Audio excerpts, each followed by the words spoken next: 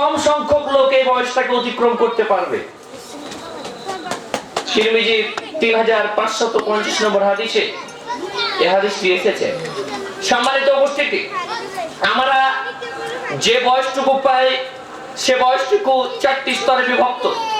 প্রথম স্তর 1 থেকে 15 নম্বর বছর পর্যন্ত, 1 থেকে 15 এই বয়সে, এই সময়টাতে আমরা শৈশবের দুর্বলতায় অতিবাহিত করি, যখন আমরা উল্লেখযোগ্য কিছুই না। 1 থেকে 15 বছর পর্যন্ত আমরা উল্লেখযোগ্য কিছুই না। তারপরে 15 থেকে 40 এই বয়সটা মানব জীবনে, এই বয়সটা মানব জীবনে খুবই গুরুত্বপূর্ণ সময়। যৌবনের শক্তিমত্তা প্রদর্শন করে মানুষ এই 15 থেকে 40 বছরের মাঝে। যত পাপাচার এই জায়গাটাতে, এই বয়সীমাতে হয়, আর যত ভালো কাজ, যত কল্যাণকর কাজ, যত ফজিলতপূর্ণ কাজ এই বয়সীমার মধ্যে হয়। 41 থেকে 60 পর্যন্ত আমরা পূর্ণতর বয়সে পৌঁছাই, আমরা দাদু হই, আমরা নানু হই। 60-এর পরে যে বয়সটুকু আমরা পাই, বার্ধক্যের দুর্বলতায় অতিবাহিত হয়ে যায়। এই তো আমাদের সফরসূচি। বিশ্বনবী মুহাম্মদ সাল্লাল্লাহু আলাইহি ওয়াসাল্লাম আমাদেরকে জানিয়েছেন, আমাদেরকে বলতে চাচ্ছেন তিনি যে লা ইয়াজালু কদাম ইবনে আদম, কিয়ামতের দিনে আদম সন্তানের এক পা এদিক ওদিক নড়বে না, সরবে না। হাত্তা ইউসাল আন খামসিন, যতক্ষণ পর্যন্ত বনি আদমকে 5টি বিষয়ে প্রশ্ন না করা হবে। বনি আদমকে প্রশ্ন করা হবে আন উমরিহি, তার বয়স সম্বন্ধে। তার বয়স সম্বন্ধে আল্লাহ তাআলা প্রশ্ন করবেন। 60 বছর বয়স দিয়েছিলাম, 70 বছর বয়স দিয়েছিলাম, 80 বছর বয়স দিয়েছিলাম, কোন কাজে তুমি ব্যয় করে সেই বয়সগুলো বলো। ওয়ান শাবাবিহি ফিমা আবলাহু, আল্লাহ তাআলা প্রশ্ন করবেন তাকে তার যৌবনকাল সম্বন্ধে। যৌবনকাল তো আগের প্রশ্নের মধ্যে ছিল, স্পেশাল প্রশ্ন কেন হবে? যৌবনকাল সম্বন্ধে স্পেশাল প্রশ্নটা কেন হবে? কারণ যৌবনটাই মানুষের আসল সময়। এই সময়টাই যুবকরা তাদের শক্তিমত্তা প্রদর্শন করে ইসলামকে ধ্বংস করছে। এই সময়টাতে যুবকরা তাদের শক্তিমত্তা প্রদর্শন করে আবার ইসলামকে বিজয় করছে। এরপর আল্লাহ তাআলা প্রশ্ন করবেন ওয়ান মালিহি, তার ধন সম্পত্তি সম্বন্ধে। মিন আইনা ইকতাসাবাহু, কোন উৎস থেকে ধন সম্পদ উপার্জন করেছো? জীবন নির্বাহ করার জন্য তো তুমি প্রতিনিয়তই কাজ করেছো, অর্থ উপার্জন করেছো, উৎসটা কি ছিল? 4 নম্বর প্রশ্ন হবে মিন আইনা আনফাকাহু, কোথায় খরচ করেছো? আর 5 নম্বর প্রশ্ন হবে যতটুকু জ্ঞান তোমার ছিল, যতটুকু জ্ঞান অর্জন করেছিলে, ততটুকু অনুপাতে কি আমল করতে? সম্মানিত উপস্থিতি, আমরা সকলে নিজেকে একটু প্রশ্ন করব, আমরা কি এই উত্তরগুলো দেওয়ার জন্য প্রস্তুতি নিয়েছি? এই উত্তরগুলো দেওয়ার ব্যাপারে কি আমরা প্রস্তুত? সম্মানিত উপস্থিতি, চলুন যাই এবার শিরোনামে প্রবেশ করি। আল্লাহ তাআলা আমাদেরকে বাক শক্তি দিয়েছেন, আমাদেরকে জবান দিয়েছেন। আমরা এই জবান মাধ্যমে কথা বলছি, প্রতিনিয়তই কথা বলছি। কথা না বলে আমরা থাকতে পারবো না, কথা আমাদেরকে বলতেই হবে। নীরবতা, নিশ্চুপ থাকার মান্যত করা, নজর করা, এগুলো জাহেলিয়াত। আমরা নিশ্চুপ থাকতে পারি না। আল্লাহ জবান দিয়েছে, আমাদেরকে কথা বলতে হবে। জবান দিয়েছে, কথা বলতে হবে। আমি যদি মান্যত করি যে 1 মাস আমি কথা বলবো না, যদি মান্যত করে 2 মাস কথা বলবো না, যদি মান্যত করে কয়েকদিন কথা বলবো না, এটা জাহেলিয়াত। এটা জাহেলিয়াত। আমাদেরকে কথা বলতেই হবে, কথা বলতেই হবে। তবে কথার মধ্যে লিমিট থাকতে হবে, লিমিট ক্রস করা যাবে না। আল্লাহ তাআলা পবিত্র কোরআনে সূরা কাফ আয়াত নম্বর 18 ঘোষণা করছেন, মা ইয়ালফিদু মিন কাওলিন ইল্লা লাদাইহি রাকীবুন আতীদ। মানুষ তার জবান দিয়ে যে কথাই বলে, যা কিছু উচ্চারণ করে, তা লিপিবদ্ধ করার জন্য সদা প্রস্তুত আছে ফেরেশতা। কথা বলা বাকি, মুখ থেকে বের হতে বাকি, ফেরেশতাদের লিখতে বাকি থাকে না। সম্মানিত উপস্থিতি, প্রতিটি কথা ফেরেশতারা লিখছেন। আমরা মায়ের পেট থেকে জন্মগ্রহণ করে এ পর্যন্ত যত কথা বলছি, একটাও ফেরেশতাদের খাতা কলম থেকে মিস যাচ্ছে না, প্রতিটি লিখিত হচ্ছে। সুতরাং আমাদের সজাগ থাকা উচিত। আমার মুখ দিয়ে যে কথাটা বের হচ্ছে, সেই কথাটা আদৌ কল্যাণকর নাকি অকল্যাণকর, ক্ষতিকারক নাকি উপকারী, এগুলো আমাদেরকে চিন্তা করতে হবে। বিশ্বনবী মুহাম্মদ সাল্লাল্লাহু আলাইহি ওয়াসাল্লাম সহিহ বুখারী 6018 নম্বর হাদিসে বলছেন, মান কানা ইউমিনু বিল্লাহি ওয়াল ইয়াউমিল আখির ফালইয়াকুল খায়রান আও লিয়াসমুত। নবী মুহাম্মদ সাল্লাল্লাহু আলাইহি ওয়াসাল্লাম বলছেন, সর্বোচ্চ পরিমাপের একটা কথা বলছেন বিশ্বনবী মুহাম্মদ সাল্লাল্লাহু আলাইহি ওয়াসাল্লাম, অনেক উন্নত একটি কথা বলছেন, তারপরে একটা বিষয় উল্লেখ করছেন। আল্লাহ রাসূল সাল্লাল্লাহু আলাইহি ওয়াসাল্লাম বলছেন, যে ব্যক্তি আল্লাহকে বিশ্বাস করে, যে ব্যক্তি পরকালে বিশ্বাস করে, মানব জীবনে আল্লাহতে বিশ্বাস, পরকালে বিশ্বাস, এটা তো একটা মেইন জিনিস, এটা একটা মেইন জিনিস, মেইন ঈমান।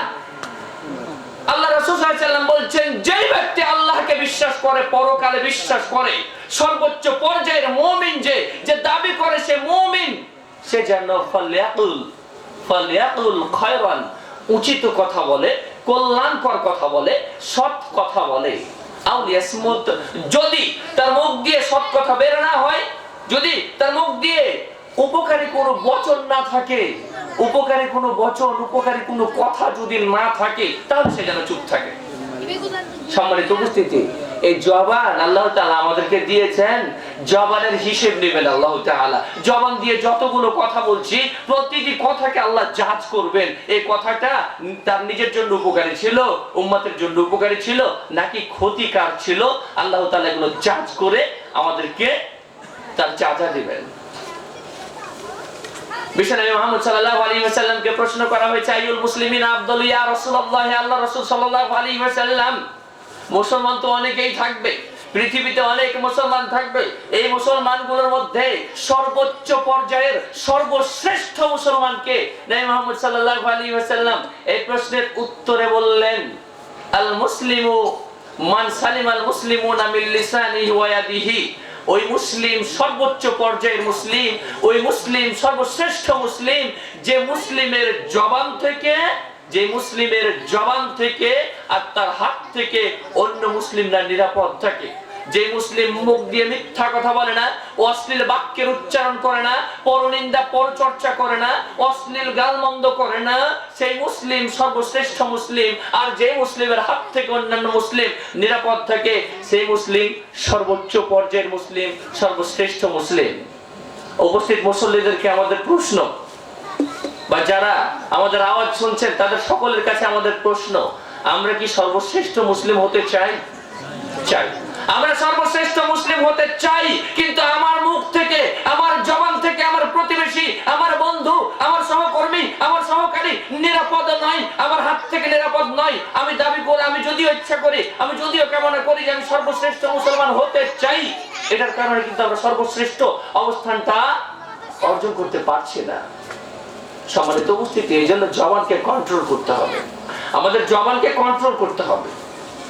বিশ্বনবী মুহাম্মদ সাল্লাল্লাহু আলাইহি ওয়াসাল্লামকে প্রশ্ন করা হয়েছে, সুইলা রাসূলুল্লাহ সাল্লাল্লাহু আলাইহি ওয়াসাল্লাম, রাসূল সাল্লাল্লাহু আলাইহি ওয়াসাল্লামকে প্রশ্ন করা হয়েছে, আকসারু মা ইউদখিলুন নাসা নারা ইয়া রাসূলুল্লাহ, হে আল্লাহ রাসূল সাল্লাল্লাহু আলাইহি ওয়াসাল্লাম, কোন জিনিস মানুষকে সবচেয়ে বেশি জাহান্নামে প্রবেশ করাবে? মানুষ তো অনেক কার্যক্রম করবে, অনেক গুনাহের কাজ করবে, অনেক রকমের অশ্লীল কাজ করবে, অনেক অন্যায় অনৈতিকতার আশ্রয় নেবে, অনৈতিক কাজ করবে।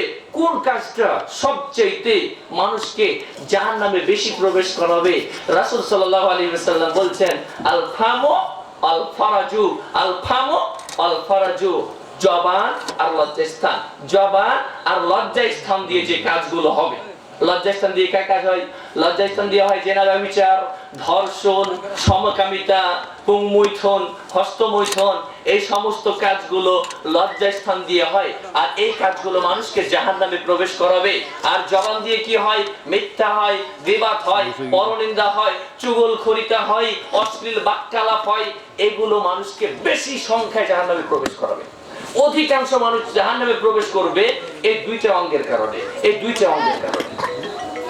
সম্মানিত উপস্থিতি, সহিহ বুখারী 6474 নম্বর হাদিসে বিশ্বনবী মুহাম্মদ সাল্লাল্লাহু আলাইহি ওয়াসাল্লাম বলেছেন, মাইয়ামান লিমা বাইনা লাহইহি ওয়া মা বাইনা রিজলাইহি আদনাল্লাহুল জান্নাহ। বিশ্বনবী মুহাম্মদ সাল্লাল্লাহু আলাইহি ওয়াসাল্লাম বলছেন, যে ব্যক্তি তার দুই চোয়ালের মাঝে যা আছে, জবান আছে, তার দুই চোয়ালের মাঝে যা আছে আর তার দুই পায়ের মাঝে যা আছে, এই দুইটার কন্ট্রোল করবে, এই দুইটাকে হেফাজত করবে। জবান দিয়ে মিথ্যা বলবে না, অশ্লীল বাক্যালাপ করবে না, গীবাত পরনিন্দা পরচর্চা করবে না, চুগলখড়িতা করবে না, দ্বিমুখিতা করবে না, আর লজ্জায় স্থান দিয়ে জেনা ব্যভিচার সংঘটিত করবে না, ধর্ষণ করবে না, হস্তমৈথুন করবে না। যে ব্যক্তিগুলো এই দুইটা অঙ্গকে হেফাজত করতে পারবে এই ধরনের কাজগুলোর থেকে, আদমান্নাহুল জান্নাহ, বিশ্বনবী বলছেন আমি তার জান্নাতের নিশ্চয়তা দিচ্ছি। আমাদেরকে যদি বলা হয় সারাদিন যদি আমরা মিথ্যা কথা না বলি তাহলে 500 টাকা দেওয়া হবে, আমরা সারাদিন মিথ্যা কথা বলবো না, আমরা সারাদিন মিথ্যা কথা বলবো না। আমাদেরকে যদি বলা হয় 1 বছরের অধীনে কোনো মিথ্যা না বললে 1 লক্ষ টাকা পাবে, আমরা হয়তো 1 বছর কোনো মিথ্যা কথা বলবো না, গীবাত করবো না, পরনিন্দা করবো না, পরচর্চা করবো না। ওইটার লোভে, ওটা পেতে আমরা 1 বছর কোনো ধরনের অশ্লীল বাক্যালাপ করবো না। সম্মানিত উপস্থিতি, আল্লাহ তাআলা সর্বোচ্চ নিয়ামত দিবেন, সবচেয়ে বড় নিয়ামত দিবেন জান্নাত। যদি আমরা এই দুটোকে মানে কন্ট্রোল রাখতে পারি, আমাদেরকে আকর্ষণ করছে না। অথচ আমরা নিশ্চিত জানি আমরা মরবই মরবো। 60 কিংবা 70 বয়স অতিক্রম করার সাথে সাথে আমরা মৃত্যুবরণ করব। মৃত্যুবরণের পরপরই আমাদেরকে হয়তো জান্নাতে যেতে হবে, নয়তো জাহান্নামে যেতে হবে। জান্নাত যদি না পাই, নিশ্চিত জাহান্নাম। আমরা নিশ্চিত জানা সত্ত্বেও বিশ্বনবী মুহাম্মদ সাল্লাল্লাহু আলাইহি ওয়াসাল্লাম যে কাজগুলোতে জান্নাতের ঘোষণা দিয়েছেন সেই কাজগুলোর ব্যাপারে আমরা আগ্রহী হচ্ছে না, আমরা উৎসাহিত হচ্ছে না। আমাদের মতো হতচ্ছাড়া, হতভাগা কি আছে? সম্মানিত উপস্থিতি, তিরমিজির একটা হাদিসে রাসূল সাল্লাল্লাহু আলাইহি ওয়াসাল্লাম বলছেন যে মান আফাহুল্লাহ, আল্লাহ তাআলা যাকে বাঁচিয়ে নেবেন, শাররা মা বাইনা লাহইহি ওয়া শাররা মা বাইনা রিজলাইহি দাখালাল জান্নাহ। তাই মুহাম্মদ সাল্লাল্লাহু আলাইহি ওয়াসাল্লাম বলছেন আল্লাহ তাআলা যে ব্যক্তিকে তার লজ্জাস্থানের ক্ষতির থেকে আর তার জবানের ক্ষতির থেকে বাঁচিয়ে নেবে, আল্লাহ তাআলা তাকে জান্নাতে প্রবেশ করাবেন। তাই আমাদেরকে অধিক সচেতন হতে হবে এই দুইটা অঙ্গের প্রতি। সম্মানিত উপস্থিতি, উকবা ইবনে আমির রাদিয়াল্লাহু তাআলা আনহু আল্লাহ রাসূল সাল্লাল্লাহু আলাইহি ওয়াসাল্লামকে প্রশ্ন করছেন, মান নাজাতু ইয়া রাসূলুল্লাহ, হে আল্লাহ রাসূল সাল্লাল্লাহু আলাইহি ওয়াসাল্লাম, কোন কাজ করলে সফল হয়ে যাব, কোন কাজ করলে সফল হয়ে যাব? রাসূল সাল্লাল্লাহু আলাইহি ওয়াসাল্লাম বলছেন, আমসিকা আলাইকা লিসানাকা, তুমি তোমার জবানকে হেফাজত করো, সফল হয়ে যাবে। তুমি তোমার জবানকে হেফাজত করো, সফল হয়ে যাবে। ওয়ালিয়াসাকা বাইতুকা, অবসর সময়ে, অলস সময়ে বাজারে ঘাটে না, বাড়িতে অবস্থান করো, সফল হয়ে যাবে। ওয়াবকি আলা খতিয়াতিক, আর তুমি তোমার পাপাচারে ক্রন্দন করো, কান্নাকাটি করো, যে পাপগুলো তোমার হয়ে গিয়েছে ওই পাপগুলোতে তুমি ক্রন্দন করো, কাঁদো, তাহলে সফল হয়ে যাবে। তাহলে সফলতার মানদণ্ড বিশ্বনবী উকবা ইবনে আমির রাদিয়াল্লাহু তাআলা আনহুর প্রশ্নের উত্তরে বললেন সফল হয়ে যাবে 3টি কাজ করলে।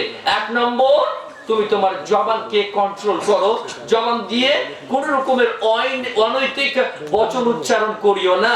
2 নম্বর, অবসর সময়ে বাড়িতে অবস্থান করো, তোমার বাড়িটাকে প্রশস্ত করো। 3 নম্বর সম্মানিত উপস্থিতি, কাঁদতে বলছেন আল্লাহ রাসূল, কাঁদতে বলছেন।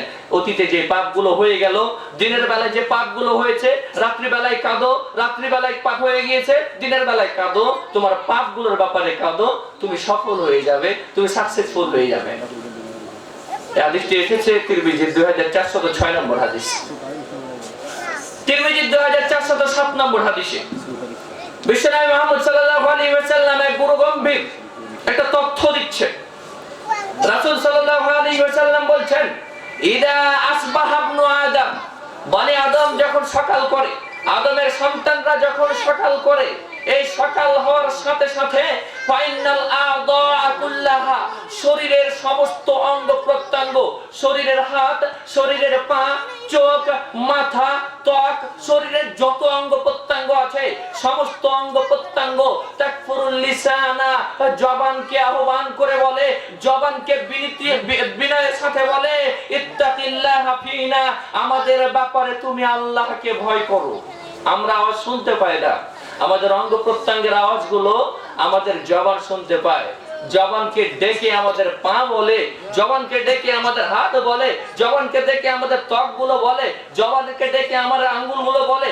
আমাদের যত অঙ্গ প্রত্যঙ্গ আছে জবানকে অনয় বিনয়ের সাথে বলে আমাদের ব্যাপারে আল্লাহকে ভয় করো। কারণ তোমার কারণে যদি জাহান্নামে যেতে হয়, তুমি তো শুধু যাচ্ছ না, আমি হাতও জাহান্নামে যাচ্ছি, আমি পাও জাহান্নামে যাচ্ছি, আমি এই ত্বক জাহান্নামে যাচ্ছি, আমি মাথাটা জাহান্নামে যাচ্ছি, চোখ জাহান্নামে যাচ্ছি। এজন্য অঙ্গ প্রত্যঙ্গ গুলো বিনয়ের সাথে আহ্বান করে। তাহলে আমরা বুঝতে পারছি যে আমাদের অঙ্গ প্রত্যঙ্গ হেড হচ্ছে আমাদের জবান, আমাদের অঙ্গ প্রত্যঙ্গের হেড হচ্ছে আমাদের জবান। তারপরে তারা বলে ফাইন্নামা নাহানু বিকা, আমাদের বিষয় তোমার সাথে সম্পৃক্ত। ফাইন ইস্তাকামতা ইস্তাকামনা, তুমি ঠিক থাকলে আমরাও ঠিক থাকবো। ওই ইয়াওয়াজাজতা ইয়াওয়াজাজনা, হে জবান তুমি যদি বক্র হয়ে যাও, বাঁকা হয়ে যাও, তা আমরাও বাঁকা হয়ে যাব। সম্মানিত উপস্থিতি, জবানকে ডাক দিয়ে আমাদের অঙ্গ প্রত্যঙ্গ গুলো আমাদের জবানকে বলতে চাচ্ছে, বিনয়ের সাথে বলছে, প্রতিনিয়তই বলছে। সম্মানিত উপস্থিতি, এই জবানকে আবার কন্ট্রোল করে আমাদের কল, আমাদের হৃদয়। আমাদের হৃদয় জবানকে কন্ট্রোল করে। আমরা যদি আমাদের হৃদয় দিয়ে ভালো কিছু চিন্তা ভাবনা করি, ভালো কাজের ব্যাপারে উৎসাহিত হই, আমাদের জবানটা ভালো কথা বলবে। আমাদের জবান যখন ভালো কথা বলবে, আমাদের অঙ্গ প্রত্যঙ্গ সেফ জোনে থাকবে। সেই অঙ্গ প্রত্যঙ্গ গুলো ভালো কাজে উৎসাহিত হবে, ভালো কাজের ব্যাপারে আগে বাড়বে। সম্মানিত উপস্থিতি, আমাদের এই জবান দিয়ে আমরা যে পাপগুলো করি, আমাদের জবান দিয়ে যে পাপগুলো করি, সেই পাপগুলোর মধ্যে অন্যতম মিষ্টি পাপ হচ্ছে গীবাত করা। অন্যতম মিষ্টি পাপ হচ্ছে গীবাত করা। এই গীবাত আমরা ইসলামী সম্মেলনে বসে করি, এই গীবাত চায়ের হোস্টেলে বসে করি, এই গীবাত রেস্টুরেন্টে বসে করি, রাস্তায় হাঁটতে হাঁটতে করি। এই পাপটা, এই গীবাতটা আমরা মসজিদের বারান্দাতে বসে করি, মসজিদের ভিতরেও করি। খুবই মিষ্টি একটি পাপের নাম হচ্ছে গীবাত। বিশ্বনবী মুহাম্মদ সাল্লাল্লাহু আলাইহি ওয়াসাল্লাম গীবাতকে যেভাবে সংজ্ঞায়িত করেছে, তাতে আমরা বুঝতে পারি যে একজন আমরা বাকি নাই, সমস্ত মানুষই আমরা গীবাত করছি, সবাই আমরা গীবাতের সাথে জড়িত। নবী মুহাম্মদ সাল্লাল্লাহু আলাইহি ওয়াসাল্লাম গীবাত সম্বন্ধে জানিয়েছেন আমাদেরকে। ভিন্ন কোনো সংজ্ঞা আমরা নেব না, বিশ্বনবীর থেকে আমরা সংজ্ঞাটা নেব। সহিহ মুসলিমের 2589 নম্বর হাদিস, আবু দাউদে হাদিসটি এসেছে 1934 নম্বর হাদিস। সম্মানিত উপস্থিতি, এই হাদিসে বিশ্বনবী মুহাম্মদ সাল্লাল্লাহু আলাইহি ওয়াসাল্লাম আমাদেরকে যে ইনফরমেশন দিচ্ছেন, সেই ইনফরমেশনটা চলুন তো আমরা আমাদের উপরে একটু ফিটিং করি, আমাদের উপরে প্রয়োগ করি, দেখি তো এটা আছে কিনা আমাদের মাঝে। বিশ্বনবী মুহাম্মদ সাল্লাল্লাহু আলাইহি ওয়াসাল্লাম সাহাবীদেরকে প্রশ্ন করলেন, আতাদরুনা মাল গীবা, তোমরা কি জানো গীবা কাকে বলে? সাহাবীরা বললেন, আল্লাহু ওয়া রাসূলুহু আ'লাম, আল্লাহ এবং তার রাসূলই ভালো জানেন। আল্লাহ এবং তার রাসূলই ভালো জানেন। সাহাবীগণ এই উত্তরটা অনেক প্রশ্নে দিতেন, অনেক বিষয় জানতেন, তারপরে উত্তরটা দিতেন। না জানলে তো দিতেন, জানলে কেন দিতেন? সাহাবীরা একটা প্রশ্নের উত্তর জানে, আল্লাহ রাসূল ওই বিষয়ে প্রশ্ন করলেন, সাহাবীরা বললেন যে আল্লাহ এবং তার রাসূল ভালো জানে। এজন্যই সাহাবীরা বলতেন যে আমরা যে উত্তরটা জানি, বিশ্বনবী এর চাইতে হয়তো আরেকটা বেটার উত্তর আমাদেরকে দিবেন, আরেকটা ভালো উত্তর আমাদেরকে দিবেন। যার কারণে সাহাবীরা অনেক সময় প্রশ্নের উত্তর জানলেও বলতেন আল্লাহু ওয়া রাসূলুহু আ'লাম। আল্লাহ রাসূল সাল্লাল্লাহু আলাইহি ওয়াসাল্লাম দেখলেন সাহাবীরা উত্তর দিলেন না, তখন রাসূল সাল্লাল্লাহু আলাইহি ওয়াসাল্লাম বলছেন, যিকরুকা আখাকা বিমা ইয়াকরাহু, তুমি তোমার ভাই প্রসঙ্গে এমন কিছু উল্লেখ করবে যেটা ভাই শুনতে পেলে কষ্ট পাবে, অপছন্দ করবে, সেটা হচ্ছে গীবাত।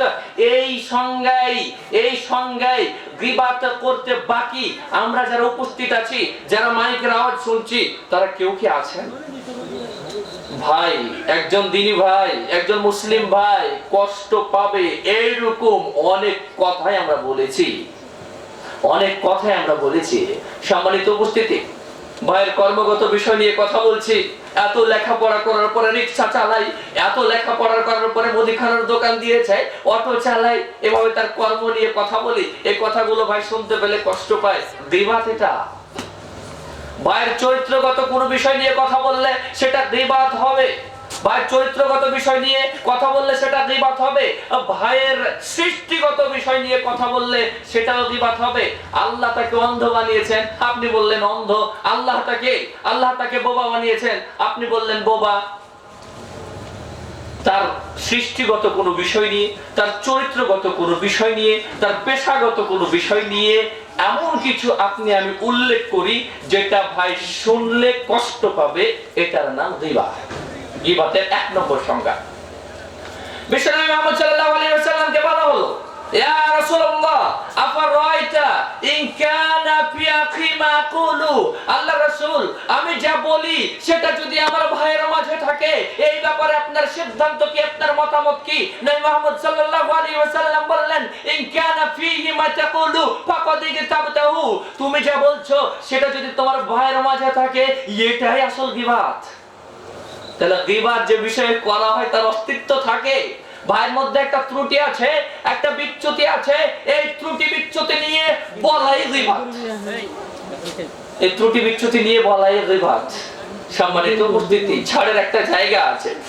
একজন ভাই যদি একটা সমস্যা করে, তার মধ্যে একটা ত্রুটি বিচ্যুতি আছে, সেটা তারই মধ্যে অন্যের ক্ষতি করে না, তার ওই ত্রুটি বিচ্যুতিটা অন্যের ক্ষতি করে না, ওইটা বলাই গীবাত, ওটা বলাই গীবাত।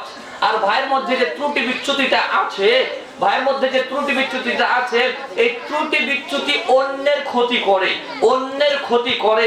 যদি এইরকম হয়, তাহলে যে ব্যক্তি এই ত্রুটিটাকে সমাধান করে দিতে পারবে, ওকে বলা যাবে। যে ত্রুটিটা অন্যের সমস্যা করে, ওই ত্রুটিটা বলার নাম গীবাত নয়। যে ত্রুটিটা তার মধ্যে আছে, যে বিচ্যুতি তার মধ্যে আছে, ওই ত্রুটিটা যদি কারো সমস্যা না করে, তাহলে ওটা বলাই গীবাত। ওয়াইলাম ইয়াকুন ফীহি মা তাকুলু, রাসূল সাল্লাল্লাহু আলাইহি ওয়াসাল্লাম বলছেন, তুমি তোমার ভাই প্রসঙ্গে এমন কিছু বললে যেটা তার মধ্যে নাই, এটা যদি হয়, এটা হচ্ছে অপবাদ, এটা আরো ভারী, এটা আরো মারাত্মক। সম্মানিত উপস্থিতি, আমরা গীবাতকারী, আমরা অপবাদ আরোপকারী, আমরা গীবাত করেছি, আমরা অপবাদ আরোপ করেছি। কোন বান্দা যারা উপস্থিত আছি, আমরা কেউ বুকে হাত দিয়ে সব সাহসের সাথে বলতে পারবো না যে এই বিষয়গুলোর সাথে আমরা জড়াইনি, এই বিষয়গুলো আমাদের মাঝে নাই। আমরা কেউ মাসুম না, আমরা সবাই গীবাত করছি, আমরা সবাই অপবাদ দিচ্ছি। আজকের আলোচনার মুখ্য উদ্দেশ্য হচ্ছে, আসুন আমরা সতর্ক হই, আসুন আমরা সতর্ক হই।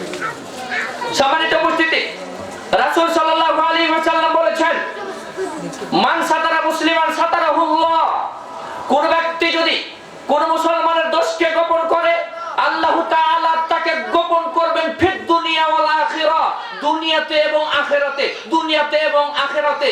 আমরা যদি চাই যে আমরা যে ত্রুটি বিচ্যুতিগুলো করছি, এই ত্রুটি বিচ্যুতিগুলো আল্লাহ তাআলা দুনিয়াতে গোপন রাখুক, মানুষের কাছ থেকে গোপন থাকুক, আর পরকালে আমাদের এই পাপ, এই ত্রুটি, এই বিচ্যুতি গোপন থাকুক, তাহলে আমাদের চাবিকাঠি হচ্ছে অন্য ভাইয়ের দোষ ত্রুটিকে গোপন করা। আমি আপনি কেউ তো মাসুম না, আমরা প্রত্যেকেই পাপ করি, প্রত্যেকেই ত্রুটি বিচ্যুতি করি, প্রত্যেকের মাঝে ঘাটতি আছে, ত্রুটি আছে, বিচ্যুতি আছে, প্রতিটি মানুষের মাঝে আছে।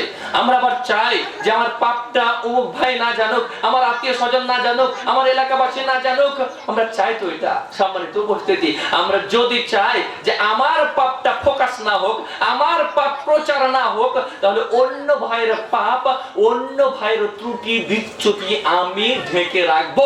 যদি ঢেকে রাখি, যদি লুকায়িত রাখি, যদি গোপন রাখি, আল্লাহ তাআলা গোপন করবেন আমার দুনিয়াবি পাপগুলো, দুনিয়ার মানুষ যেন না জানে। আমার পরকালে যে খাতা লেখা হচ্ছে, এই খাতায় আল্লাহ তাআলা অনেক অনেক পাপকে মাইনাস করে দিবেন যদি আমি এমনটা করি। সম্মানিত উপস্থিতি, আমি যদি অন্য ভাইয়ের পাপ প্রকাশ করি, আমার পাপটা প্রকাশিত হবেই। যদিও ঘরের অভ্যন্তরে পাপ করেছি, আল্লাহ জানিয়ে দেবেন। কেউ দেখেনি, আল্লাহ তো দেখেছেন। একটা পাপ করেছি এমন একটা অবস্থানে পৃথিবীর কোন মানুষ, কোন জিন, কোন জন্তু দেখেনি, শুনেনি, ওই পাপটা তো আল্লাহ দেখেছেন। আমি যদি অন্য ভাইয়ের পাপকে গোপন করি, এটা গোপনেই থেকে যাবে। আমি যদি অন্য ভাইয়ের পাপ ও ত্রুটি বিচ্যুতিকে গোপন না করি, এটা আল্লাহ তাআলা প্রকাশ করে দেবেন, প্রকাশ করে দেবেন। সম্মানিত উপস্থিতি, আমরা মানুষ হিসেবে পৃথিবীতে এসেছি। মানুষের একটি অর্থ হচ্ছে, ইনসানের একটি অর্থ হচ্ছে ভুলকারী। আমরা ভুল করব, খুবই স্বাভাবিক। বিশ্বনবী মুহাম্মদ সাল্লাল্লাহু আলাইহি ওয়াসাল্লাম সহিহ মুসলিমের হাদিসে উল্লেখ করেছেন, লাউলাম তুযলিবু, তোমরা যদি পাপাচার না করতে, তোমাদের দ্বারা যদি পাপ সংঘটিত না হতো, লা যাহাবাল্লাহু বিকুম, আল্লাহ তাআলা তোমাদেরকে সরিয়ে দিতেন। তারপরে সুম্মা লা জা বিকওম, তারপরে এমন একটা সম্প্রদায় নিয়ে আসতেন, ইউযনিবুনা, যে সম্প্রদায় পাপাচার করত, ফায়াস্তাগফিরুনাল্লাহ, আল্লাহর কাছে ক্ষমা চাইতো, ফায়াগফিরু লাহুম, আল্লাহ তাদেরকে ক্ষমা করে দিতেন। সম্মানিত উপস্থিতি, আমরা পাপ না করলে আল্লাহ দূরে, আল্লাহ আমাদেরকে নিয়ে চলে যেতেন। আমরা আছি কেন? পাপ করছি তাই। রাসূল সাল্লাল্লাহু আলাইহি ওয়াসাল্লাম বলেছেন, কুল্লু বানি আদম খাত্তাউন ওয়া খায়রুল খাত্তাইনা আত-তাওয়াবুন। বিশ্বনবী মুহাম্মদ সাল্লাল্লাহু আলাইহি ওয়াসাল্লাম বলেছেন, প্রতিটি বানি আদম ভুলকারী, আর উত্তম ভুলকারী হচ্ছে ওই বানি আদম যে ভুল করার পরে অনুতপ্ত হয়ে কান্নাকাটি করে ক্ষমা প্রার্থনা করে। সম্মানিত উপস্থিতি, আল্লাহ তাআলা যে রহমান, আল্লাহ তাআলা রহিম, আল্লাহ তাআলা গফুর, আল্লাহ তাআলা গাফফার, এই যে নামগুলো, তিনি ক্ষমাশীল, তিনি দয়াবান, তিনি দয়ালু, এই যে নামগুলো, এই নামগুলোর সার্থকতা কোথায়? আমরা পাপ করব, তিনি ক্ষমা করবেন, এখানে তো তার সার্থকতা। আমরা দাস, আমরা একটা পাপ করব, কেমন বাক্যে প্রার্থনা করব, এটাই তো আমাদের পরিচয়, এটাই তো আমাদের পরিচয়। আল্লাহ তাআলা আমাদের ত্রুটি বিচ্যুতি গুলো আমাদের আমলের দ্বারা ক্ষমা করে দেন। যখন আমরা কান্নাকাটি করি, তাওবা করি, ইস্তিগফার করি, তখন আল্লাহ ক্ষমা করে দেন। কিন্তু আমি আপনি ক্ষমা করতে পারি না। আমরা দৈনন্দিন যে পাপগুলো করি, রাসূল সাল্লাল্লাহু আলাইহি ওয়াসাল্লাম সহিহ মুসলিমের হাদিসে উল্লেখ করছেন যে 5 ওয়াক্ত সালাত, খামসু সালাওয়াত, 5 ওয়াক্ত সালাত, 5 ওয়াক্ত সালাত, ওয়াল জুমাতু ইলাল জুমআ, এক জুমা থেকে আরেক জুমা, ও রমাদান ইলা রমাদান, এক রমজান থেকে আরেক রমাদান, মুকাফফিরাতুম বাইনাহুন্না, উভয়ের মধ্যে যে পাপগুলো হয় আল্লাহ তাআলা ক্ষমা করে দেন। ইজা জানাবাল কাবাইর, বান্দা যদি কাবিরা গুনাহ থেকে নিজেকে বাঁচিয়ে রাখে। সম্মানিত উপস্থিতি, জোহরের সালাত আদায় করেছি, আসরের সালাত আদায় করলাম, এই মাঝামাঝি যে সময়টা পাস হয়ে গেল, এই সময়ের মাঝে যে আমরা পাপগুলো করি, 2 ওয়াক্ত সালাত আদায়ের কারণে এই সময়ের সগীরা পাপগুলো, সগীরা গুনাহগুলো আল্লাহ ক্ষমা করে দেন। আসর সালাত আদায় করলাম, মাগরিব সালাত আদায় করলাম, উভয়ের মধ্যবর্তীতে যে পাপগুলো করি আল্লাহ তাআলা ক্ষমা করে দিচ্ছেন। মাগরিবের সালাত আদায় করেছি, এশার সালাত আদায় করেছি, উভয়ের মধ্যে যে পাপগুলো হচ্ছে আল্লাহ ক্ষমা করে দিচ্ছেন। এশারের সালাত আদায় করলাম, ফজরের সালাত আদায় করলাম, উভয়ের মধ্যে যে পাপগুলো হচ্ছে ক্ষমা করে দিচ্ছেন। এক জুমাই, এই যে এক জুমায় আমরা জুমা আদায় করলাম, পরের জুমায় আবার জুমা আদায় করলাম, এক সপ্তাহের অধীনে যতগুলো পাপ করে আল্লাহ ক্ষমা করে দিচ্ছেন। এক রমজান মাসে সিয়াম পালন করলাম, আরেক রমজান মাসে সিয়াম পালন করলাম, এই যে 2 সিয়াম পালন করার কারণে এক বছর অধীনে যতগুলো পাপ আমরা করি আল্লাহ তাআলা ক্ষমা করে দেন। আল্লাহ তাআলা ক্ষমা করে দেন আমাদের ত্রুটি বিচ্যুতি। কিন্তু আমি আপনি কারো ত্রুটি বিচ্যুতি দেখলে সারা জীবন স্মরণে রেখে খোঁটা দিতে থাকি, মানুষকে বলে বেড়ায়। সম্মানিত উপস্থিতি, ত্রুটি বিচ্যুতি তো আমাদের হবেই, আমাদের ত্রুটি বিচ্যুতি হবেই। আমি যদি চাই যে আমার ত্রুটি বিচ্যুতি গুলো লুকায়িত থাকুক, আমি যদি চাই আমাদের ত্রুটি বিচ্যুতি গুলো গোপন থাকুক, তাহলে আমাদেরকে গোপন রাখতে হবে, আমাদেরকে গোপন রাখতে হবে। আমরা যদি সবাই সবার পাপগুলোকে গোপন করি, সবাই সবার ত্রুটিকে গোপন করি, সুন্দর একটা সমাজ তৈরি হবে। আর আমি যদি অন্যের পাপকে বলি, অন্যের ত্রুটি বিচ্যুতি মানুষকে বলি, ওই যদি শুনে আমাকে আহলান সাহলান দেবে, ওই বলবে তুই আমার একটা ত্রুটি দেখিয়েছিস, একটা ত্রুটি মানুষের সামনে প্রচার করেছিস, তোর 5টা ত্রুটি প্রচার করব। ওই যখন 5টা ত্রুটি প্রকাশ করবে, তখন আপনি যখন শুনবেন বলবেন যে ওই 5টি প্রকাশ করেছে, আমি 10টি করব। সম্মানিত উপস্থিতি, এইরকম ভাবে একটা অশান্ত পরিবেশে বিশৃঙ্খল সমাজ ব্যবস্থা তৈরি হবে। আমরা কি চাই এরকম বিশৃঙ্খল সমাজ তৈরি করতে? মুনাফিকরা চায় বিশৃঙ্খল সমাজ তৈরি করতে। বিশৃঙ্খল সমাজ তৈরি করা হচ্ছে মুনাফিকদের কাজ। আপনি আমি কি মুনাফিকদের কাতারে দাঁড়াতে চাই না তো? তো চলুন আমরা পাপকে গোপন করি, আমরা পাপকে গোপন করি। সম্মানিত উপস্থিতি, মুহাম্মদ ইবনে সিরিন রাহিমাহুল্লাহ তিনি বলছেন, আন্নাহু যাকারা রাজুলান, তিনি একজন লোকের উল্লেখ করছেন। লোকের উল্লেখ করতে গিয়ে বলছেন, যাকাল আসওয়াদ, লোকটি কালো। যাকাল আসওয়াদ, লোকটি কালো। এই কথা বলা মাত্রই তিনি পরক্ষণে বলছেন, সুম্মা ক্বালা আস্তাগফিরুল্লাহ আস্তাগফিরুল্লাহ, তিনি বলছেন আল্লাহ তোমার নিকটে ক্ষমা চাচ্ছি, আল্লাহ তোমার নিকটে ক্ষমা চাচ্ছি, আখাফু আন আকুনা ক্বাদ ইগতাবতুহু, আমি আশঙ্কা করছি যে আমি তার গীবত করে ফেললাম, আমি আশঙ্কা করছি আমি তার গীবত করে ফেললাম। সম্মানিত উপস্থিতি, গীবত করলে ক্ষতি কি? গীবত করলে এক নম্বর ক্ষতি হচ্ছে আমাদের যে অশান্ত একটা পরিবেশ আমাদের দ্বারা তৈরি হবে, মানে মুনাফিকদের একটা কোয়ালিটির মধ্যে আমরা আমাদের নিজেদেরকে নিয়ে যাব। সম্মানিত উপস্থিতি, গীবত করলে আর কি ক্ষতি আছে? বিশ্বনবী মুহাম্মদ সাল্লাল্লাহু আলাইহি ওয়াসাল্লাম আমাদেরকে জানাচ্ছেন, লাম্মা উরিজা বি, যেদিন আমার মেরাজ হলো, আমি যেদিন মেরাজে গমন করলাম, যেদিন আমি মেরাজে গমন করলাম সেই দিন তুমি কও একটা সম্প্রদায়ের পাশ দিয়ে অতিক্রম করলাম, লাহুম আযফারুম মিন নুহাস, লক্ষ্য করলাম তাদের আঙ্গুলে রয়েছে তামার নখ, আঙ্গুলগুলোতে রয়েছে তামার নখ, বড় বড় নখ। জাহান্নামীদের অবয়ব তো রাসূল সাল্লাল্লাহু আলাইহি ওয়াসাল্লাম আমাদেরকে জানিয়েছেন, একটা দাঁত হবে উহুদ পাহাড় সমপরিমাণ, দাঁত যদি উহুদ পাহাড় সমপরিমাণ হয় তার নখগুলো সেই মানের হবে, তার বসার জায়গা প্রায় 500 কিলোমিটার, সে তার বিশাল বিশাল অবয়ব হবে, বিশাল গঠন হবে, তার এই বড় বড় তাম্রের নখ থাকবে, তামার নখ থাকবে। আমি দেখলাম, রাসূল সাল্লাল্লাহু আলাইহি ওয়াসাল্লাম বলছেন, আমি দেখলাম যে তাদের বড় বড় মানে তামার নখ আছে। জিজ্ঞেস করলাম, কুলতু ইয়া জিবরিল মান হাউলাই, জিবরিলকে জিজ্ঞেস করলাম, হে জিবরাইল এরা কারা, এরা কারা? জিবরাইল আমিন বললেন, হুমুল্লাযীনা ইয়াকুলুনা লুহুমান নাস, এরা তারা যারা তাদের ভাইয়ের গোশত ভক্ষণ করত, এরা তারা যারা তাদের ভাইয়ের গোশত ভক্ষণ করত। গোশত ভক্ষণ করা বুঝছি না, চলুন আল্লাহ তাআলার আয়াত থেকে আমরা জানি। সূরা হুজরাত আয়াত নম্বর 12 আল্লাহ তাআলা বলছেন, ইয়া আইয়ুহাল্লাযীনা আমানু জাতানিবু কাসীরাম মিনাদ-দন্ন, হে ঈমানদারগণ তোমরা ধারণা করার থেকে বেঁচে থাকো, তোমরা ধারণা করিও না তোমার একটা কিছু ক্ষতি হয়ে গিয়েছে, তুমি ধারণা করে ফেলিও না যে অমুক করেছে, একটা কিছু সংঘটিত হয়েছে তুমি ধারণা করে নিও না যে অমুক করেছে। সম্মানিত উপস্থিতি, ধারণা করিও না, ধারণা করিও না। আল্লাহ তাআলা বলতে চাচ্ছেন, ঈমানদারগণ তোমরা ধারণা করিও না, কারণ ধারণা ইন্না বা'দাদ-দন্নি ইসম, ইন্না বা'দাদ-দন্নি ইসম, ধারণা করা হচ্ছে পাপ, ধারণা করা হচ্ছে পাপ। সম্মানিত উপস্থিতি, এরপর আল্লাহ তাআলা বলছেন, ওয়ালা তাজাসসু, গোয়েন্দাগিরি করিও না, গোয়েন্দাগিরি করিও না, গোয়েন্দাগিরি করিও না। হযরত ওমর রাদিয়াল্লাহু তাআলা আনহু আব্দুর রহমান ইবনে আউফ রাদিয়াল্লাহু তাআলা আনহুকে সাথে নিয়ে বের হয়েছেন, রাত্রি বেলায় বের হয়েছেন। ওমর রাদিয়াল্লাহু তাআলা আনহু আর আব্দুর রহমান ইবনে আউফ রাদিয়াল্লাহু তাআলা আনহু হাঁটছেন, হাঁটতে হাঁটতে একটা বাড়ির থেকে আওয়াজ আসছে, একটা বাড়ির থেকে আওয়াজ আসছে। তখন ওমর রাদিয়াল্লাহু তাআলা আনহু বলছেন, এটা কার বাড়ি, এটা কার বাড়ি? তখন একজনের নাম বলল আব্দুর রহমান ইবনে আউফ রাদিয়াল্লাহু তাআলা আনহু, রাবিয়া ইবনে উমাইয়ার বাড়ি, রাবিয়া ইবনে উমাইয়ার বাড়ি। তো ওই বাড়ি থেকে আওয়াজ আসলে ওমর রাদিয়াল্লাহু তাআলা আনহু বললেন যে সম্ভবত তারা মদ খাচ্ছে, সম্ভবত তারা মদ খাচ্ছে, আপনার অভিমত কি? ওমর রাদিয়াল্লাহু তাআলা আনহু জিজ্ঞেস করছেন আব্দুর রহমান ইবনে আউফ রাদিয়াল্লাহু তাআলা আনহুকে, আপনার অভিমত কি, তারা কি করছে? আব্দুর রহমান ইবনে আউফ রাদিয়াল্লাহু তাআলা আনহু বলছেন, আল্লাহ যা নিষেধ করেছেন তাই যেন আমরা করে ফেললাম, এটাই আমার অভিমত। আল্লাহ তাআলা নিষেধ করেছেন ওয়ালা তাজাসসু, গোয়েন্দাগিরি করিও না, আর আমরা গোয়েন্দাগিরি করে ফেললাম। সম্মানিত উপস্থিতি, এরকম গোয়েন্দাগিরি তো আমরা সবাই করি। ওয়ালা তাজাসসু, আল্লাহ তাআলা নিষেধ করছেন গোয়েন্দাগিরি করিও না, গোয়েন্দাগিরি করিও না।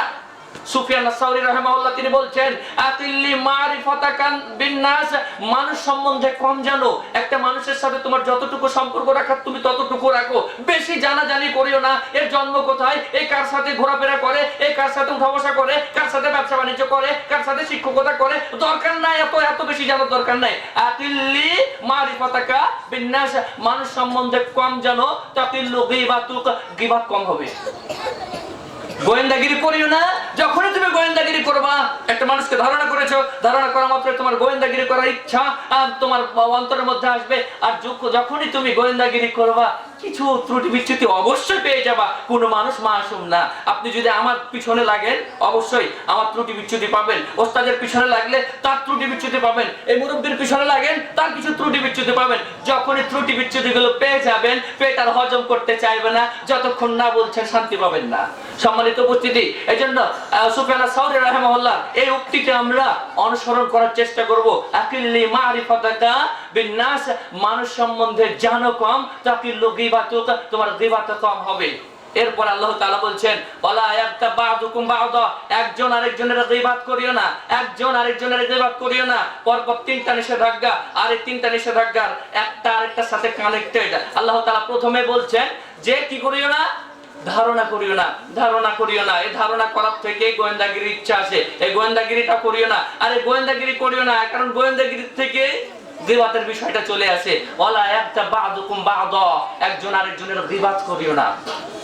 সম্মানিত উপস্থিতি, রাসূল সাল্লাল্লাহু আলাইহি ওয়াসাল্লাম আমাদেরকে বলেছেন, রাসূল সাল্লাল্লাহু আলাইহি ওয়াসাল্লাম আমাদের ওই হাদিসে বলেছেন যে জিবরাইল আলাইহিস সালামকে যখন আমি প্রশ্ন করলাম এরা কারা, এদের নখ আছে, এরা তাদের নখ দিয়ে তাদের চেহারার মাংসগুলো এবং তাদের বুকের মাংসগুলো আঁচড়িয়ে ফেলছে, এরা কারা? জিবরাইল আমিন উত্তর দিলেন, হুমুল্লাযিনা ইয়াকুলুনা লুহুমান নাস, এরা তারা যারা মানুষের মাংস খেত, ওয়া ইয়াফাউনা ফি আ'রাদিহিম, আর মানুষের মান সম্মানে আঘাত আনতো। এই যে মাংস খাওয়ার বিষয়টা আল্লাহ তাআলা ওই আয়াতে বলছেন, ওয়ালা ইয়াগতাব বা'দুকুম বা'দা, তোমরা একজন আরেকজনের গীবাত করিও না। আইয়ুহিব্বু আহাদুকুম আইয়াকুলা লাহমা আখিহি, তোমাদের কেউ কি তার মরা ভাইয়ের মাংস খেতে পছন্দ করে? মানে গীবাত করলে মরা ভাইয়ের মাংস খাওয়া হয়, গীবাত করলে মরা ভাইয়ের মাংস খাওয়া হয়। ফাকারি তুমু, তোমরা তো এটাকে ঘৃণা করে থাকো, তোমরা তো এটাকে ঘৃণা করে থাকো। আত্তাকুল্লাহ, আল্লাহকে ভয় করো। সম্মানিত উপস্থিতি, রাসূল সাল্লাল্লাহু আলাইহি ওয়াসাল্লামকে জিবরাইল আমিন উত্তর দিচ্ছেন, আল্লাহ রাসূল এই যে লোকগুলোকে দেখছেন যে চেহারার মাংসগুলো তারা খামচে খামচে ফেলছে, আর তাদের বক্ষের মাংসগুলো খামচে খামচে আঁচড়িয়ে ফেলছে, এরা তারা যারা তাদের ভাইয়ের গোশত খেত, অর্থাৎ গীবাত করত আর ভাইয়ের সম্মানের উপরে আঘাত আনতো। সম্মানিত উপস্থিতি, রাসূল সাল্লাল্লাহু আলাইহি ওয়াসাল্লাম আবু দাউদের 4880 নম্বর হাদিসে উল্লেখ করছেন, নবী মুহাম্মদ সাল্লাল্লাহু আলাইহি ওয়াসাল্লাম বলছেন, ইয়া মা'আশারা মান আমানা বিলিসানিহি, হে সম্প্রদায় যারা লিসান দিয়ে ঈমান এনেছো, জবান দিয়ে ঈমান এনেছো, ওয়ালাম ইয়াদখুলিল ঈমানু কলবা, অন্তরে ঈমান প্রবেশ করনি, অন্তরে ঈমান প্রবেশ করনি, তাদেরকে বলছি শোনো, লা তাগতাবুল মুসলিমিনা, মুসলমানদের খবরদার গীবাত করিও না, মুসলমানদের খবরদার গীবাত করিও না। ওয়ালা তাত্তাবিউ আওরাতিহিম, মুসলমানদের দোষ ত্রুটিগুলোকে অনুসন্ধান করিও না, মুসলমানদের দোষ ত্রুটিগুলো অনুসন্ধান করিও না। ওয়ামানিত্তাবা আওরাতিহিম, মুসলমানদের দোষ ত্রুটিগুলোকে যারা অন্বেষণ করবে, খুঁজে খুঁজে বেড়াবে, ইত্তাবিউল্লাহু আওরাতাহু, আল্লাহ তাআলা তার দোষকে খুঁজবেন। ওয়ামাইয়াত্তাবিউল্লাহ আওরাতাহ, আল্লাহ তাআলা যার দোষ ত্রুটিকে অনুসন্ধান করবেন, ইয়াফদাহু ফি বাইতিহি, আল্লাহ তাকে তার বাড়ির মধ্যে অপমানিত করবেন। সম্মানিত উপস্থিতি, আমরা যদি মুসলমানদের দোষ ত্রুটিগুলোকে মানে খুঁজে খুঁজে বেড়াই, ওই মুসলিমের দোষ কি আছে, ওই ভাইয়ের কি ত্রুটি বিচ্যুতি আছে, এগুলো যদি আমরা খুঁজে খুঁজে বেড়াই, আল্লাহ থেমে থাকবেন না। আল্লাহ আপনার আমার দোষ ত্রুটিগুলোকে অনুসন্ধান করবে, তারপরে ওই দোষ ত্রুটির কারণে বাড়িতেই সন্তানের কাছে অপমান করবেন, নাতি নাতনির কাছে অপমান করবেন, স্ত্রীর কাছে অপমান করবেন, বাপের কাছে অপমান করবেন, মায়ের কাছে অপমান করবেন, বাড়িতেই অপমানের ব্যবস্থা করে দেবেন। সম্মানিত উপস্থিতি, আবু দাউদের 4881 নম্বর হাদিস, রাসূল সাল্লাল্লাহু আলাইহি ওয়াসাল্লাম বলছেন, যেই ব্যক্তি তার কোন ভাইয়ের মাংস খাবে, এক লোকমা মানে একটু গীবাত করবে বা একটা গীবাত করবে, আল্লাহ তাআলা জাহান্নাম থেকে তাকে এক লোকমা খাওয়াবে। এক লোকমা খেলে জাহান্নামে আল্লাহ তাআলা এক লোকমা খাওয়াবে। এরপরে আল্লাহ রাসূল সাল্লাল্লাহু আলাইহি ওয়াসাল্লাম বলছেন, যেই ব্যক্তি তার কোন ভাইয়ের দোষ ত্রুটিকে পোশাক পরিয়ে দিবে, আল্লাহ তাআলা তার দোষ ত্রুটিকে পোশাক পরিয়ে দিবে। সম্মানিত উপস্থিতি, এরপর রাসূল সাল্লাল্লাহু আলাইহি ওয়াসাল্লাম ওই হাদিসের তৃতীয়াংশে বলছেন, যে ব্যক্তি কুৎসা রটিয়ে গীবাত করে পরনিন্দা করে সুখ্যাতি অর্জন করবেন, আল্লাহ তাআলা তাকে জাহান্নামে কুখ্যাত বানিয়ে দিবেন। জাহান্নামে ওই সবচেয়ে কুখ্যাত হিসেবে অধিষ্ঠিত হবে। আমরা কি চাই? আমরা কি চাই যে জাহান্নামে আমরা কুখ্যাত হতে? আমরা কেউ চায় না। তো চলো না আমরা দোষ ত্রুটি অনুসন্ধান না করি, আমরা গীবাত পরনিন্দা পরচর্চা না করি। সম্মানিত উপস্থিতি, রাসূল সাল্লাল্লাহু আলাইহি ওয়াসাল্লাম সাহাবীদেরকে একদিন প্রশ্ন করছেন, খুব জটিল ও কঠিন প্রশ্ন। রাসূল সাল্লাল্লাহু আলাইহি ওয়াসাল্লাম সাহাবীদেরকে বলছেন, তিরমিজির 2418 নম্বর হাদিসে এসেছে, বিশ্বনবী মুহাম্মদ সাল্লাল্লাহু আলাইহি ওয়াসাল্লাম বলছেন, আতাদরুনা মানিল মুফলিস? হে সাহাবীরা, তোমরা কি জানো দেউলিয়া কাকে বলে? চরম দেউলিয়া কাকে বলে? হত দারিদ্র কাকে বলে? সাহাবীগণ উত্তর দিলেন, মাল্লা দিরহাম লাহু ইয়া রাসূলুল্লাহ, হে আল্লাহর রাসূল, আমাদের মধ্যে যাদের নগদ কোনো অর্থ কড়ি নাই, যাদের ধন সম্পত্তি নাই, যাদের বাড়ি গাড়ি নাই, তারাই হচ্ছে হত দেউলিয়া, চরম দারিদ্র ব্যক্তি। রাসূল সাল্লাল্লাহু আলাইহি ওয়াসাল্লাম বলছেন, আল মুফলিসু মিন উম্মতি, আমার উম্মতের মধ্যে তারাই মুফলিস, তারাই সবচেয়ে বড় দরিদ্র, তারা সবচেয়ে বড় দরিদ্র। ইয়াতি ইয়াউমাল কিয়ামতি বিসালাতিন ওয়া সিয়ামিন ওয়া সাদাকাতিন, আমার উম্মতের ওই ব্যক্তি সবচেয়ে বড় দারিদ্র ব্যক্তি, হত দারিদ্র ব্যক্তি, দেউলিয়া ব্যক্তি, যেই ব্যক্তি সালাত নিয়ে আসবে, সিয়াম নিয়ে আসবে সাদাকা। সালাত আদায় করেছে, অনেক নেকি অর্জন করেছে, সিয়াম পালন করে অনেক নেকি অর্জন করেছে, সাদাকা দিয়ে অনেকে নেকি অর্জন করেছে, নেকির বড় বড় পাহাড়ে নিয়ে আসবে। তারপরে তার সম্মুখে আল্লাহ তাআলা ওই ব্যক্তিগুলোকে নিয়ে আসবে, যে ব্যক্তিগুলোকে তারা গালি দিয়েছিল, যে ব্যক্তিগুলোর অপবাদ রটিয়েছিল, গীবাত পরনিন্দা পরচর্চা করেছিল, যে ব্যক্তিগুলোর অর্থ সম্পত্তি আত্মসাৎ করেছিল, যে ব্যক্তির রক্ত ঝরিয়েছিল, যাকে হত্যা করেছিল, এই ব্যক্তিগুলোকে সামনে নিয়ে আসা হবে।